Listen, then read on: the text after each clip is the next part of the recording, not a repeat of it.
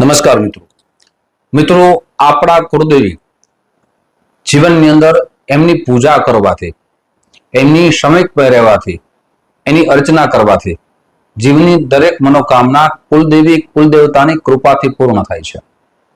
પણ કુલદેવીની પૂજા ન કરીએ, અન્ય દેવી દેવતાની પૂજા કરીએ તો માં ને પણ એમ થાય કે મારો દીકરો, મારું સંતાન મારી પૂજા કેમ નથી કરતું, અને અન્ય દેવી દેવતાની માનતા કરીએ, અન્ય દેવી દેવતાઓની શરણે જઈએ અને કુલદેવીને છોડી દઈએ તો કુલદેવી આપણી પ્રસન્ન રહેતા નથી। આજે તમારી સમક્ષ એવો સુંદર અને ઉત્તમ ઉપાય રાખવા જઈ રહ્યો છો। આપ કુલદેવી અને કુલદેવતાની ઉપાસના કરશો તો આપણી દરેક મનોકામના પૂર્ણ થશે। આપના જીવનમાં ધન ધાન્યની અભિવૃદ્ધિ થશે, ધનની અભિવૃદ્ધિ થશે। જીવનમાં ધન ન હોય તો ઘણા બધા કાર્યો અટકી જાય છે, પણ જ્યારે કુળદેવીની પ્રસન્નતા થાય ત્યારે આપણા ઘરમાં ધનની પણ અભિવૃદ્ધિ થાય છે। તો એ કુળદેવીની પ્રસન્નતાથી જ થાય છે। કુળદેવી છે એ આપણી ઉપર રક્ષા કવચ બનીને આપણી રક્ષા કરે છે, એમના સંતાનોની દરેક ઈચ્છા પૂર્ણ કરે છે। પણ આજે ઘણી જગ્યાએ જોઈએ છે કે કુલદેવી કુલદેવતાને છોડી અન્ય દેવી દેવતાના શરણે જાય। એક સામાન્ય કહેવત છે કે પેલા મારી ઉંબરાવાળી અને પછી મારી ડુંગરાવાળી। માને છોડી અને અન્ય જગ્યાએ જાય તો માં આપણું રક્ષણ કેમ કરે, માં આપણી મનોકામના પૂર્ણ કેમ કરે? મતલબ તો એવું થયું કે આપણી કુળદેવી કુલદેવતા ઉપર આપણે વિશ્વાસ નથી એટલે અન્યના શરણે જાય છે। એક વખત કુલદેવી કુલદેવતાની સામે બેસી જીવનના દરેક વિઘ્નો, દરેક સંકટો માની સામે બોલી જઈએ તો માં એ દૂર જ કરે છે। માને કહેવાનું છે, અંતરની ભાષા માં જ જાણી શકે, અને અંતરના ભાવથી મારી સામે બેસીએ કે હું તમારો સંતાન છું, આપ મારી માં છો, આપ જ મારું કલ્યાણ કરી શકો। આવી ભાવનાથી, સદભક્તિથી માના શરણે બેસીએ તો માં આપણું કલ્યાણ કરે।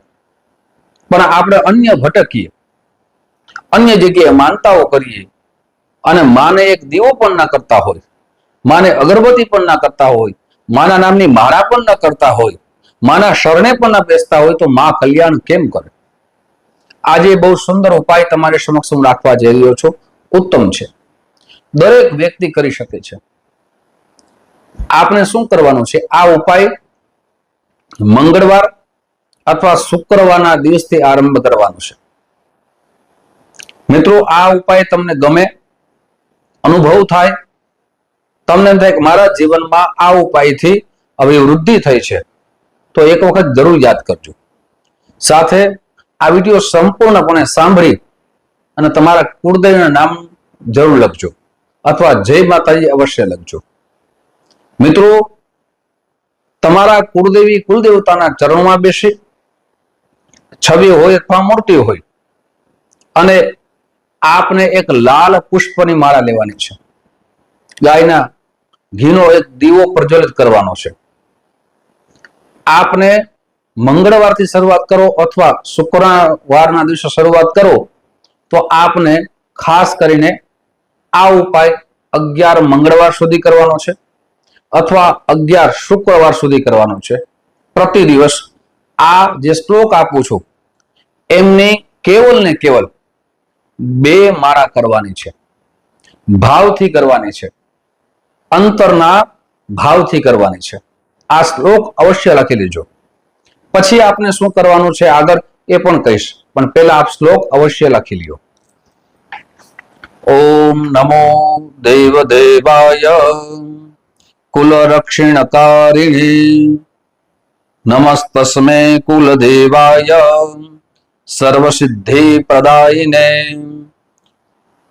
ધન ધાન્ય સદા વૃદ્ધિ સંતતે નિર્મલા સદા કુલ દેવ પ્રસાદેના નિર્વિઘ્નમ કુલ સર્વદા। ભાવથી રોજ 2 માળા કરશો ને મિત્રો, એટલે માં આપની દરેક મનોકામના પૂર્ણ કરશે। આમ 11 મંગળવાર સુધી અથવા 11 શુક્રવાર સુધી કરી અને 11 મંગળવાર પૂર્ણ થઈ જાય અથવા 11 શુક્રવાર પૂર્ણ થઈ જાય ત્યારે આપના ઘરે આપને નાની બાળાઓને ભોજન કરાવવાનું છે. પછી આપણી યથાશક્તિ બાળાઓને ભોજન કરાવવું, 5 કરાવો, 7 કરાવો, 9 કરાવો, આપની શક્તિ પ્રમાણે. અને એ બાળાઓને ખાસ કરીને આપ ફળનું દાન કરો, શણગારનું દાન કરો, એમાં માનો સ્વરૂપનો ભાવ કરો, અને એક બ્રાહ્મણ પરિવારને પણ આપને ભોજન કરાવવાનું છે. એમને પણ યથાશક્તિ આપને કંઈક વસ્ત્રનું દાન કરવાનું છે, દક્ષિણાનું દાન કરવાનું છે, અને ભાવથી નમસ્કાર કરવાના છે. ભાવથી નમસ્કાર કરશો અને માને કહેશો કે મારા જીવનમાં તમને ભજવામાં કોઈ પણ પ્રકારની ભૂલ થઈ હોય, ક્ષતિ થઈ હોય, તો હે માં, આપ તો સાગર છો, કરુણાના સાગર છો, તો મારી ભૂલને માફ કરજો, મારી પ્રાર્થનાનો સ્વીકાર કરજો, મારી સ્તુતિનો સ્વીકાર કરજો, અને મારી મનોકામના આપની કૃપાથી પરિપૂર્ણ થાય એવા મને આશીર્વાદ આપજો. મિત્રો, બહુ સરળ ઉપાય તમારી સમક્ષ રાખ્યો છે. આ ઉપાયથી માતાજી, તમારા કુલદેવી, કુલદેવતા આપની દરેક મનોકામના પૂર્ણ કરે એવા હૃદયથી શુભકામનાઓ. ફરીથી મળશું. જય માતાજી. સાથે મિત્રો, આ વિડીયો તમને ગમ્યો હોય તો આ વિડીયો તમારા મિત્રોને શેર અવશ્ય કરજો. સાથે પહેલી વખત આ ચેનલ જોઈ રહ્યા હો તો આ ચેનલ સબસ્ક્રાઇબ કરી લેજો.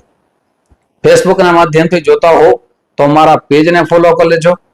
સાથે મિત્રો, તમારા મિત્રોને આ વિડીયો શેર કરજો. આ વિડીયો ગમ્યો હોય તો લાઈક અવશ્ય કરજો. જય માતાજી અવશ્ય લખજો. જય માતાજી.